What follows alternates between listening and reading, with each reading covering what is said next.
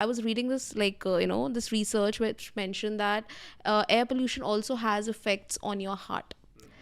And like, how does air pollution affects our hearts? I just want to know. Well, unfortunately, when we breathe in pollutants, the bigger stuff gets filtered in the nose and the upper airways, but it's the microscopic pollutants, the things that are too small for us to see.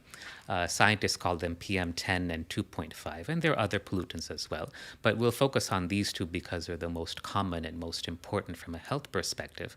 They get into the lungs, and because they're so tiny, they can actually pass that blood barrier that's in the lungs and get into the body. And from there, it's like a metro. They just get sent all across the body. So they affect right from the brain, where they cause Alzheimer's and stroke and dementia, to cancers, to throat cancer, to lung disease, to heart disease. They trigger this process called inflammation, which is kind of like smoke or fire. And this inflammation can cause a lot of damage. Now, there's other pathways that they use to cause cancers, but in the heart, they just line up the arteries of the body, and it's like a parade where everything has gone wrong. They just create blockages, and that leads to heart attacks, which is what I was seeing on a regular basis in my cardiology practice.